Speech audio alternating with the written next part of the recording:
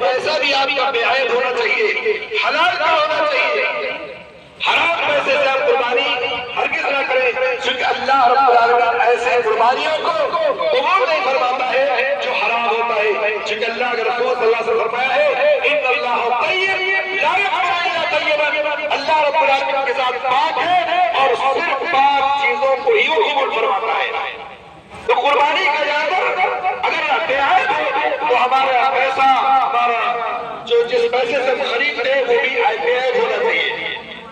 اور حلال کمائی سے ہونا چاہیے۔ قربانی کرنے کا مطلب نہیں ہے کہ ہم قربانی تو کر دیے، اللہ کے راستے میں قربان کر دیے اور اس کے بعد ہم اپنے آپ کو سمجھے کہ ہم نے بہت بڑا کام کر دیا، ہرگز نہیں۔ قربانی ایک عبادت ہے، مالی عبادت ہے۔ اللہ رب العالمین نے ہمارے اوپر یہ ان لوگوں پر جو صاحب استطاعت ہے ان پر تاکید کی ہے کہ وہ قربانی ضرور کریں، اور جس کے پاس قربانی نہیں ہے وہ ہماری عیدگاہ میں نہ آئے۔ اگر وہ طاقت رکھتے ہوئے قربانی نہیں کرتا ہے تو طاقت ہے تو قربانی ضرور کرے۔ قربانی لوگ کرتے ہیں لیکن یہ قربانی کا ایام یہ وہ دن ہے جو سب سے افضل دن اور افضل ایام مانے جاتے ہیں، اس میں یہ بھی ہونا چاہیے کہ ہم اپنی تمام خواہشات نفس کو قربان کر دیں۔ مثلا آج آپ نے نماز پڑھی،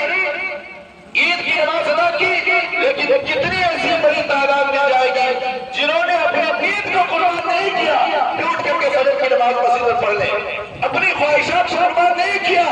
انہوں نے بہت سارے ایسے کام کیا جہاں قربانی دینی چاہیے وہاں قربانی نہیں کرتے ہیں۔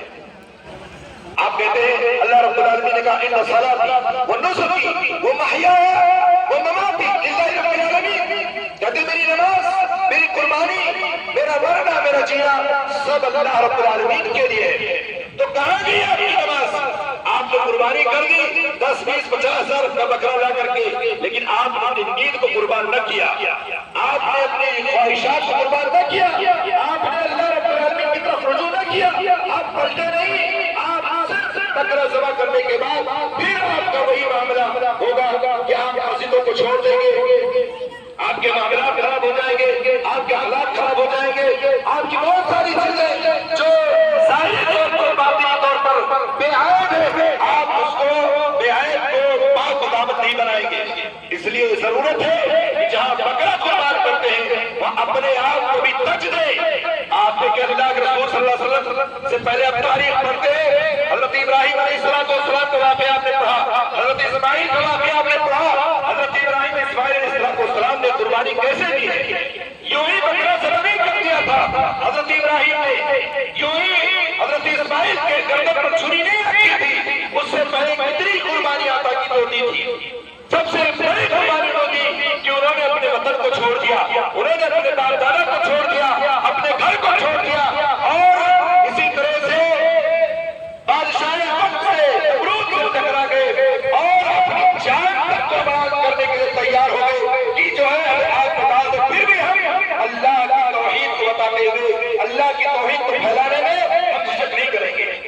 کتنی بڑی قربانی حضرت ابراہیم نے، آپ تصور کریں، یوں ہی نہیں ہم قربانیاں کر رہے ہیں، بادشاہ وقت سے ٹکرا گئے اور اسی طرح سے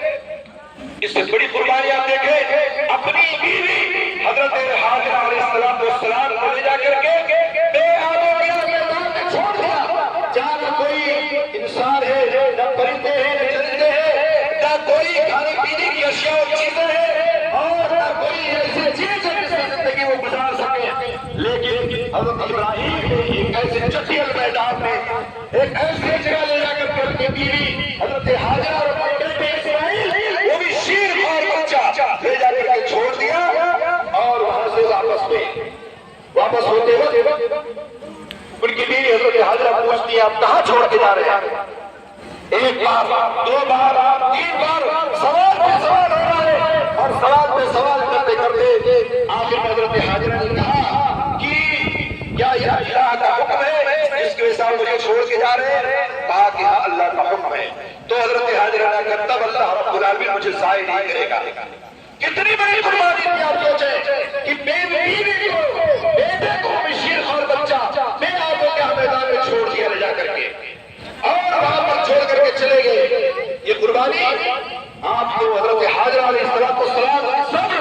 توکل، اللہ رب العالمین کا بھروسہ کتنا بڑا اعتراف آپ کے سامنے ظاہر ہوتا ہے، سوچ نہیں سکتے ہیں۔ آج سوچ رہے ہیں اس بات کو، اگر کوئی ایسا آدمی جو کبھی تاریخ میں پڑھائی نہیں ہے اس کے سامنے اس واقعے کو بیان کر دے